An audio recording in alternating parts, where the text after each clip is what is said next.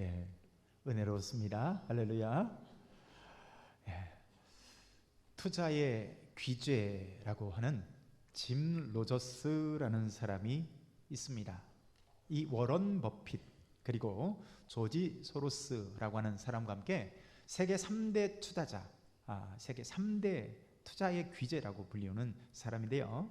이 사람이 뭐라고 얘기했냐면요, 일본은 도쿄 올림픽 이후에 급격히 쇠퇴할 것이다, 이렇게 얘기한 거예요. 그리고 30년 이후가 되면 일본은 끔찍한 나라가 될 것이다, 이렇게 얘기를 한 거예요. 자, 일본 사람들이 이 기사를 읽었다면 그게 뭔 소리냐면서 난리를 치겠지만, 자, 일본의 올림픽은 일본 나라의 국가 경제에 결코 도움이 되지 않을 것이며 일본의 부채는 더욱 커질 것이다 라고 말해가지고요, 충격을 전해줬는데, 특히 그가 가장 일본에 있어서 부정적인 평가를 내린 것은 다음과 같기 때문입니다. 뭐냐면 일본 젊은이들이 공무원 같은 거, 공무원 있잖아요. 공무원 같은 것을 동경하고 모험과 위험을 감수하지 않으리라고 하는, 자, 이게 가장 큰 문제라는 거예요. 안정된 직장, 모험과 도전하지 않고 공무원, 대기업 등등 편하고 안정된 직장만 찾아가는 것이 일본의 가장 큰 문제다, 이렇게 꼽은 거예요. 여러분, 그런데 우리나라 작년 국가직 9급 공무원 경쟁률이 일반 행정에서요 161대 1의 경쟁률을 보였어요. 여러분, 우리나라도 급격히 일본을 닮아가고 있다는 것이죠. 그러니까 더 이상 일본만의 얘기가 아니라는 거예요. 그래서 여러분, 동사무소나 읍사무소 같은 데 가서 그 자리에 앉아서 이렇게 복사해 주시는 젊은 우리 청년들 있잖아요. 이런 사람들을 보면 예사롭게 보이질 않습니다. 남달라 보이고 참, 야, 얼마나 대단한 사람들에게 그 자리에 앉아있나 싶은 생각이 들 정도예요. 여러분, 오늘 오전 예배 이후에 직분자 선출이 있습니다. 여러분, 혹시요, 여러분들이 받게 되는 이 직분이 혹시 그런 한 자리로 생각하는 건 아닌가, 다시 한번 우리가 생각해 볼 필요가 있습니다. 여러분, 오늘 본문을 보면 예수님께서 일꾼을 부르시는 장면이에요. 오늘 본문에서는 레위라고 하는 이 마태라고 하는 사람을 일꾼으로 부르십니다. 자, 5장 27절 같이 한번 읽습니다. 시작. 그 후에 예수께서 나가사 레위라 하는 세리가 세관에 앉아 있는 것을 보시고 나를 따르라 하시니. 자, 여기 레위라고 하는 사람이 나오죠. 이 레위라는 사람은 나중에 뒤에 가서요 마태복음을 쓴 12제자 가운데 한 사람이에요. 그러니까 레위는 마태고 마태는 레위인 거예요. 자, 문제는 그의 직업입니다. 자, 그의 직업이 뭐였을까요? 27절 보니까 뭐라고 되어 있어요? 그가 어디에 앉았다고요? 세관에 앉았다. 그러니까 그의 직업은요 세관, 다시 말해서 세리였음을 알게 되는데, 여러분 생각해 보죠. 왜 그의 부모는 그 사람의 이름을 레위라고 지었을까요? 우리가 잘 알고 있는 레위 지파가 있습니다. 레위 지파는 어떤 사람들입니까?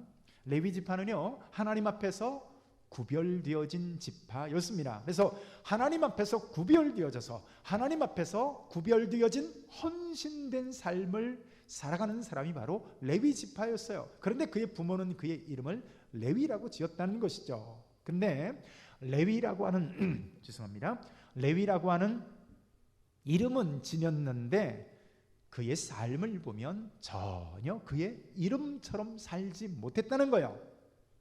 다른 사람들보다 구별되어진 삶을 살거나 혹은 하나님을 향해서 헌신된 삶을 살지 않았습니다. 그래서 사람들이, 특히 바리새인들이요, 이 레위의 삶을 보면서 손가락질하고 비난을 하는 것을, 아주 신랄하게 비난하는 것을 보게 됩니다. 우리 30절 같이 한번 읽습니다. 시작. 바리새인과 그들의 서기관들이 그 제자들을 비방하여 이르되 너희가 어찌하여 세리와 죄인과 함께 먹고 마시느냐. 자, 여기 30절을 보세요. 세리가 죄인이고 죄인들이 세리, 자, 이런 등식으로 말을 하고 있어요. 그러니까 레위는 그런 삶을 살았던 거예요. 레위의 직업이 세리였고 레위의 삶이 죄인된 삶을 살았다 이겁니다. 여러분, 그는 세관에서 통행하는 것들에 관해서, 그것이 물품이든 그것이 사람이든 간에 세관을 통행하는 것들에 관해서 세금을 거두는 세리였는데, 여러분, 당시 세리들은요, 어떤 특별히, 그러니까 로마 정부에다가 바쳐야 될 일정 금액은 정해져 있어요. 근데 얼마를 거둬라 라고 하는 것은 없습니다. 그러니까 얼마를 부과해서 거두는지는 누구 맘대로, 세관 세리의 맘대로, 자, 이 사람에게는 10,000원을, 저 사람에게는 20만 원을 거둘 수 있었다는 겁니다. 그래서 정해진 기준에 따라 부과하는 것이 아니라 아주 지멋대로 높은 세금을 부과해가지고요, 이 세관들, 세리들은 부를 착복해서 취했습니다. 또 그렇게 재물을 취하기 위해서요, 로마 사람들에게 굽실거리면서 세금 징수권을 따냅니다. 그래가지고 무슨 선민이라든가 혹은 무슨 선민으로서의 이방인들을 향한 무슨 민족적 자존심이라든가 등등 이런 건 전혀 없는 거예요. 이게 레위가 살았던 삶의 방식이었습니다. 돈을 추구하는 삶의 그 목표였고, 한 자리 차지하는 것이 인생의 추구하는 바였다는 겁니다. 그런데 오늘 예수님이 그런 세관에 한 자리 차지하고 앉아 있는 레위를 부르신 거예요. 여러분, 그 자리에 앉기까지 이 레위는 얼마나 많은 노력을 했을까요? 또 얼마나 많은 죄를 저지르고 그 자리에 앉아 있을까요? 여러분, 한번 물어보기를 원합니다. 여러분들은 지금 어디에 앉아 계십니까? 여러분들이 앉아있는 의자를 말하는 게 아니라 삶의 위치를 말하는 거예요. 어느 자리에 여러분 앉아 계시냐고요. 예수님이 레위를 향해서 나를 따르라고 말씀하십니다. 여러분, 이름은 레위, 거룩하고 구별된 이름을 갖고 있는 레위인데, 그가 앉아있는 삶의 자리가 뭐예요? 죄인의 자리, 삶의 자리라는 것이 문제입니다. 여러분, 이 레위는요, 자신이 원하는 바 이 한 자리를 위해서, 자신이 원하는 바 이 부를 추구하는 일이라면 손가락질도 감수하고 그렇게 돈만 추구하는, 따라가는 인생이었어요. 그런데 예수님이 그런 레위를 향해서, 잘못된 삶의 방향을 향해서 달려가고 있는 그를 향해서 예수님께서 나를 따르라 라고 말한 거예요. Follow me, 나를 따라오라고 말씀하시는 거예요. 예수님이 이 레위만 그렇게 부르신 것이 아닙니다. 나머지 모든 12명의 제자들을 다 그렇게 부르신 거예요. 나를 따르라고 예수님은 분명히 제자들을 불렀는데, 예수님의 제자들은요, 전혀 엉뚱한 방향으로 삶을 달려갑니다. 예수님의 제자가 되었어요. 예수님은 나를 따르라고 말씀하시는데 그들의 삶을 보면 예수님을 따라가는 삶이 아니라 전혀 엉뚱한 것을 추구하면서 살아가고 있어요. 예수를 믿지만, 예수를 믿는 제자들이 되었지만 전혀 엉뚱한 삶의 방향을 향해서 달려갑니다. 그래서 예수님이 십자가를 지시기 위해서요, 이제 마지막 예루살렘에 올라갈 때, 그때까지 약 한 3년 반이 지난 시기예요. 3년 혹은 3년 반씩이나 예수님을 따라다니고 예수님의 말씀을 듣고 예수님으로부터 많은 감화를 받았음에도 불구하고요, 예수님은 십자가를 지시기 위해서 예루살렘을 올라가시는데 바로 그 순간에 제자들이 했던 게 뭡니까? 누가 크냐를 가지고요, 자리 다툼을 합니다.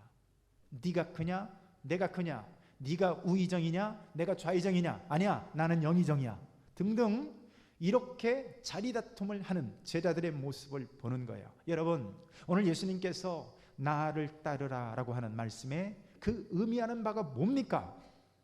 여러분, 방향을 말씀하는 거예요.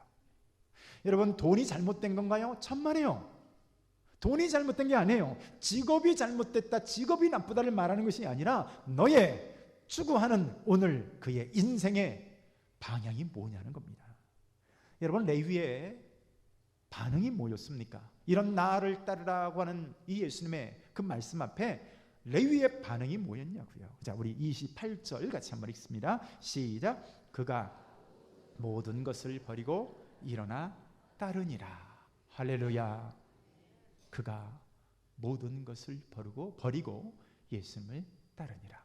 영화를 보면요, 영화에서 이 레위 마태를 부르는 장면이 나오는데, 영화에 보면 예수님이 레위야 나를 따르라 라고 말씀하시니까 이 레위가요, 예수님 한번 쳐다보고 돈귀 한번 쳐다보고 다시 예수님 한번 쳐다보고 돈귀 한번 쳐다봅니다.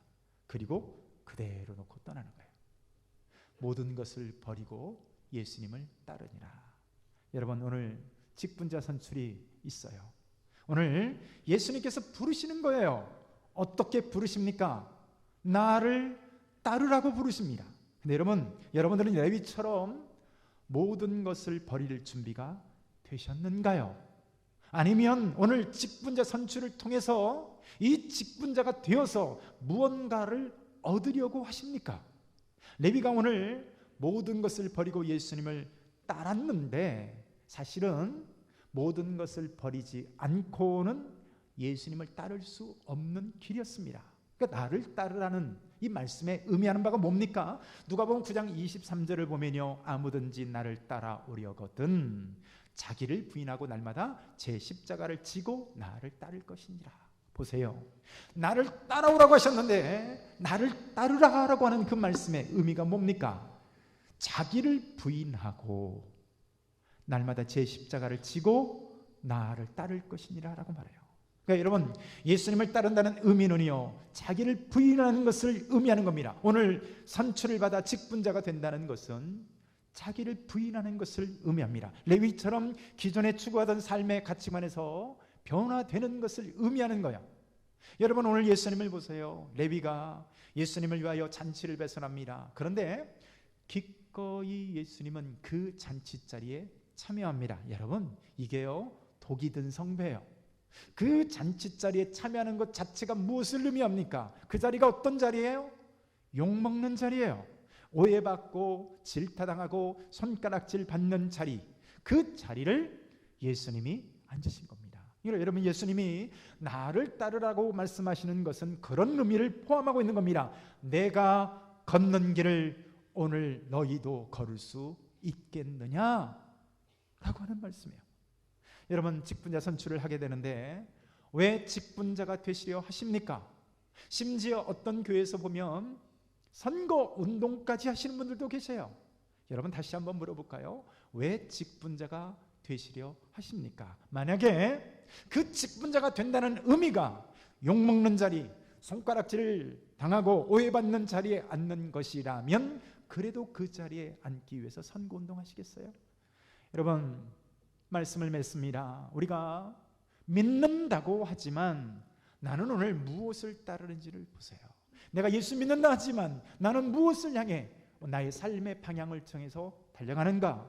예수님을 따른다고 하였지만 전혀 예수님의 방향과 상관없이 달려갔던 예수님의 제자들처럼 예수를 믿지만 기존의 삶의 자리, 삶의 방식 그대로 그것을 향해서 달려가고 있지는 않은지 돌아보시기를 바랍니다. 여러분, 오늘 주님이 앉으신 그 자리에 앉으시는, 그래서 주님을 따라가시는, 그러하심으로 승리하시는 저와 여러분들의 삶이 되시기를 축복합니다.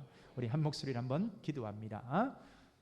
오늘도 기도하실 때 하나님, 나는 무엇을 향해 달려가고 있습니까? 무엇을 따르고 있습니까? 나의 삶의 자리는 무엇입니까? 내가 추구하는 바는 무엇입니까? 내가 앉아있는 그 자리, 참으로 열심히 달렸다고 달리지만 내가 앉아있는 그 자리가 오늘 레위가 앉아있는 그 세관의 자리는 아닙니까? 세상이 말하는 출세의 권력이 아니라 하나님이 기뻐하시는 오늘 그 삶의 자리에 있는 우리 되게 하여 주옵소서. 우리 한 목소리로 한번 기도합니다. 하나님 아버지, 감사합니다.